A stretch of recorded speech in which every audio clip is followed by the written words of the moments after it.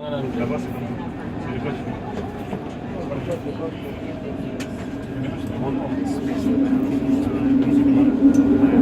Bonsoir tout le monde, bonsoir mesdames et messieurs.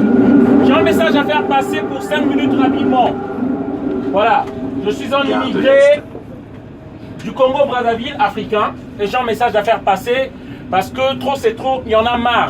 Il y a un message à faire passer. Alors, attention à la marche. Il y en a marre, franchement, de cette oligarchie européenne qui s'est dirigée pour la communauté internationale. C'est pourquoi je voulais expliquer d'abord. Je suis un immigré. Je viens du Congo-Brazzaville, un Africain. En 1997, Jacques Chirac a donné les armes à un despote, à un assassin qui s'appelle Denis Sassou Nguesso, qui est venu, qui a fait la guerre chez nous, a pris le pouvoir par les armes. Et nous, on était obligés, moi personnellement, obligé d'immigrer vers la France. Pourquoi je fais ce message-là? Simplement parce que les gens ne sachent pas la vérité, ce qui se passe en Afrique. Ils pensent que les Africains qui viennent ici, c'est à cause de la misère, à cause du camembert français qu'on est en train de suivre.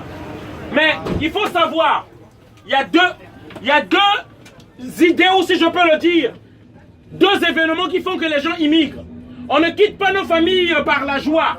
On ne quitte pas nos familles, on ne laisse pas nos familles en Afrique pour venir rester en France avec la joie au cœur. C'est avec un déchirement de cœur que nous venons ici. Voilà.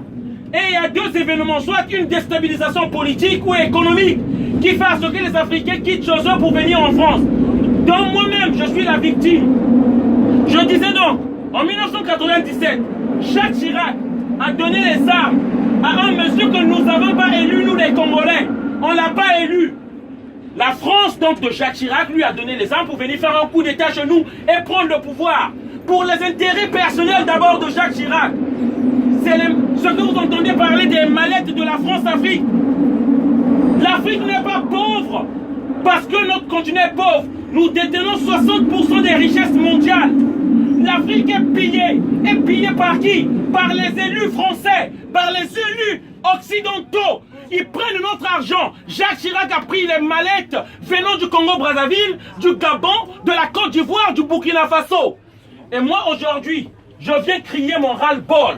Parce qu'on en a marre. On en a marre de ces pays-là, 5 pays ou 6 pays qui se constituent comme des shérifs du monde. Il y a la France, l'Angleterre, les États-Unis.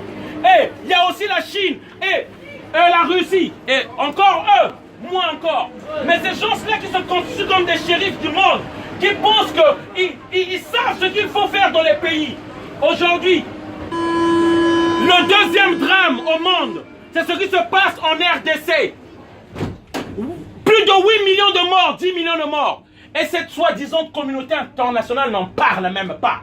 On tue les enfants, on viole des enfants. En RCA, on viole les enfants. Cette soi-disant communauté internationale, elle n'en parle pas. Ils sont là pour leurs intérêts. Et ils s'érigent comme les shérifs et les juges de ce monde. Il y en a marre. Moi, je suis un immigré. J'avais même pas besoin des papiers français. J'ai été obligé. Par rapport à la déstabilisation politique et économique de mon pays. Je suis ici en tant que chauffeur de bus. Je prends le boulot d'un Français. Ce qu'un Français devait faire. Moi, je vous interpelle et je vous demande de grâce. Le peuple français doit se réveiller. Si je viens parler ici, parce qu'on n'a pas la place dans les grands plateaux, on ne peut pas parler. Sur BFM TV, sur toutes ces chaînes, on ne peut pas parler France 3, France 2. C'est pourquoi je viens parler ici. Il faut qu'on se réveille. Nous ne pouvons plus continuer à accepter que ce soit, disons, élus ou dirigeants qui s'érigent comme shérifs de ce monde pour savoir ce qui est bien ou mal pour les peuples. Regardez la démocratie qu'ils ont dit qu'ils vont faire en Libye. Sarkozy a détruit la Libye. Les Libyens aujourd'hui, ils viennent ici comme... La Libye, on avait promis la démocratie à la Libye. La Libye est détruite. La Syrie est détruite. L'Irak est détruite. Et aujourd'hui, le plus grand drame se passe en RDC.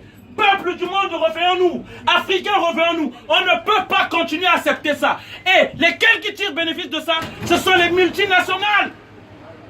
Les multinationales font de l'argent sur les morts du Congo. Et je viens crier mon ras-le-bol ici. Nous sommes complices d'une façon ou d'une autre par rapport à notre silence. On ne peut plus accepter ça.